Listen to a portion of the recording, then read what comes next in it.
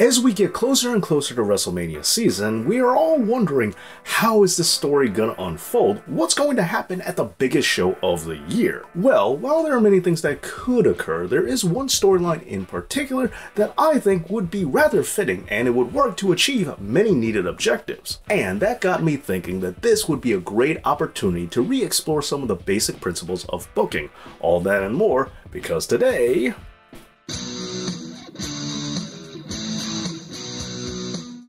Thank you to all my amazing supporters over on Patreon like Mangy Stray and the Tribal Bull David McConnell. To find out how to get your own Patreon shoutout, go over to my Patreon page. Now, I want you to think of this episode as a thought experiment. It's not necessarily me saying that I think this is going to happen or that I even want this to happen. It's just me putting something out there that I think would achieve a lot of necessary objectives in booking. Especially since nowadays, a lot of people tend to conflate what the actual purpose of booking is. We should do our best to remember that booking is all about achieving goals, making the audience have genuine emotional reactions, and being mindful of what your decisions will do for your company in the future. However, what booking is not is that it's not about seeing how many Easter eggs you can shove into an angle, and it's not about giving a giant middle finger to another company, and most of all, it's not about jamming in swerves for swerve's sake, and it's also not about overbloating a match with flips and dives and moves, and it's also not about seeing how many stars you can get from Dave Meltzer. Now, of course, all these things can help add to a storyline and make them great,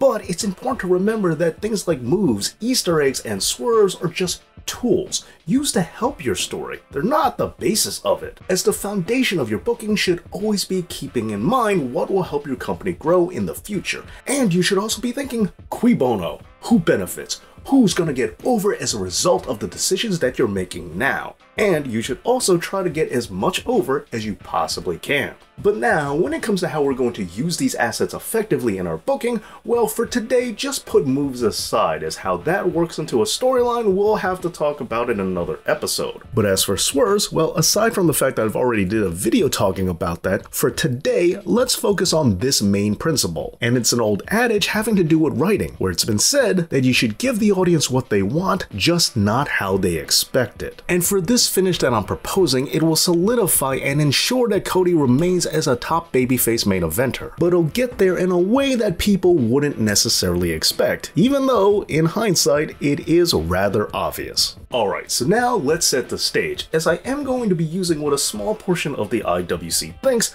but I'm going to be using it against them.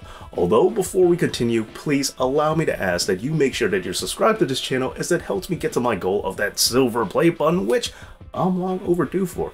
Anyway, let's continue. As I've stated in a recent video, there are those out there who are saying that Cody Rhodes is going to have the fans turn on him simply because he's guilty of not being Sami Zayn. Now, in that video, I talked about why this isn't the case. And while it still isn't true, I did also mention that there is a possibility of it becoming so if this false narrative picks up enough momentum and people keep spreading it. Now, of course, Cody Rhodes is super over right now, but that notwithstanding, there's still signs that this nasty rumor is still lingering about, with WWE seemingly acknowledging it by having Cody cut promos with both Paul Heyman and even Sami Zayn himself. And worse still, WWE legend Mick Foley has also stated that he is concerned of the possibility of fans turning on Cody because he's not Sami. But speaking of Mick Foley, I think he works as another great piece of evidence to show why this isn't the case. While some people claim that Sami Zayn's storyline with Roman Reigns is the reason why he and he alone needs to dethrone the Tribal Chief, and that by winning the Royal Rumble, Cody is just like Roman Reigns was in 2015 when the people wanted Daniel Bryan. But instead of using Cody Rhodes as a one-to-one parallel with Roman Reigns in 2015 after he won the Royal Rumble,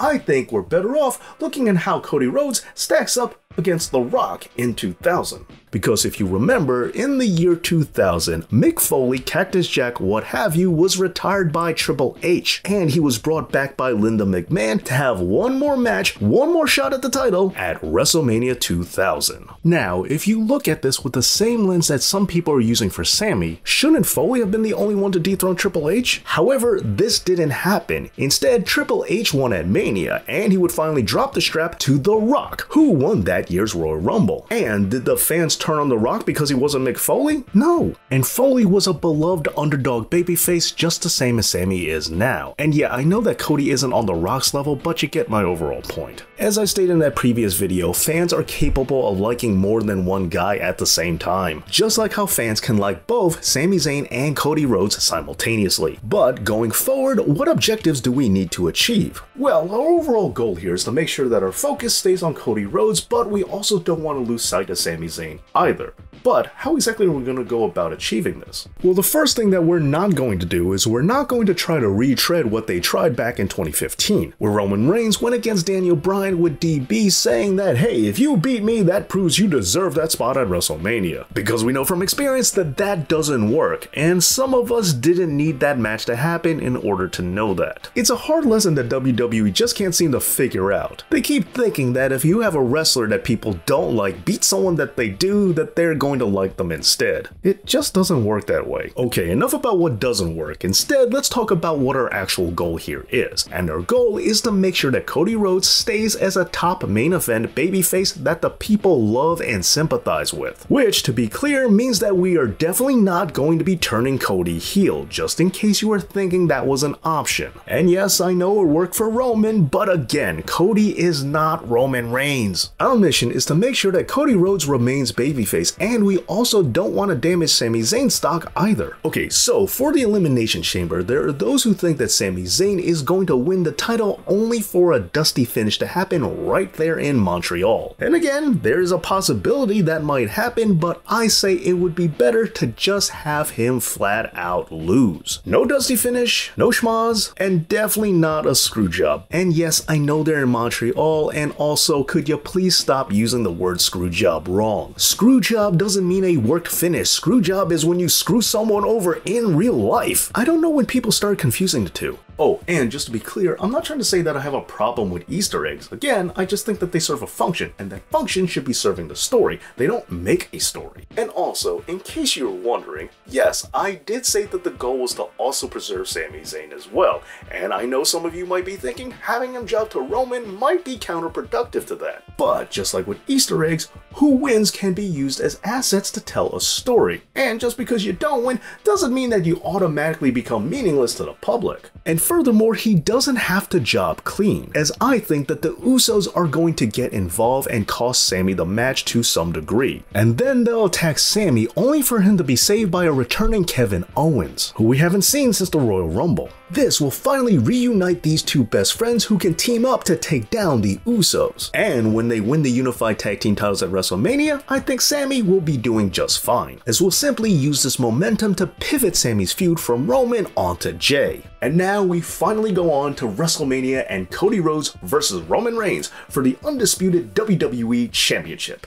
And right in the middle of the ring, we have Cody pinning Roman. 1, 2, 3. The music plays, the confetti drops, and that picture of Dusty from Madison Square Garden is right on the Titantron. And from here, we see Cody Rhodes holding onto both belts with tears of joy in his eye when all of a sudden, Adam Pearce comes out to say that Cody didn't actually win. For you see, while I did say that a dusty finish wouldn't be good for Sami Zayn at the Elimination Chamber, I actually think it would be quite fitting for Cody at WrestleMania. And after Adam Pearce takes the belts away from Cody and gives them back to Roman Reigns, who leaves the arena still champion, we hear the music stop playing, we see the confetti stop dropping, but the picture of Dusty is still on the Titantron. And now we have Cody by himself in the middle of the ring, completely empty-handed, tears still in his eyes, but this time they're not tears of joy.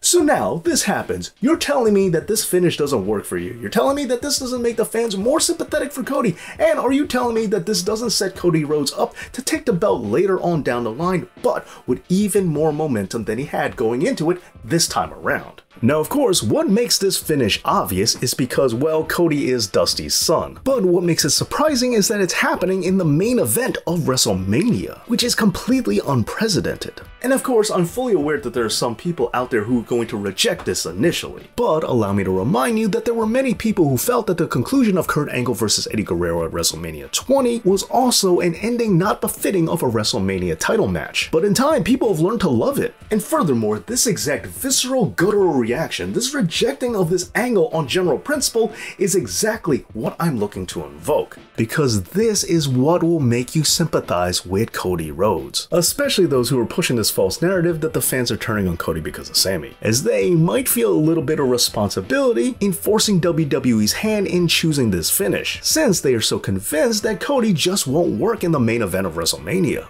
So now you see that this achieves multiple goals. It makes Cody so much more sympathetic even to some of his staunchest critics. Now yes, this does keep the belt still on Roman. However, this now opens things up in case you still want to use The Rock for a future storyline, or if you want Cody or Sami to take the belts off of him in the future. So now you have a more beloved Cody Rhodes. Roman Reigns won at WrestleMania, and so did Sami Zayn. Could you have achieved all these goals if you turned this into a triple threat match, or if you turned Sami or Cody heel? I don't think so. Well, there you go, the best unsuspected obvious finish for Cody Rhodes at WrestleMania, but could you think of another way to achieve these goals? Let me know down in the comments, and please make sure you're subscribed to this channel and that you give this video a big like. Thank you so much for watching, and thank you to my awesome Patreon supporters out there, and as always, Dave knows.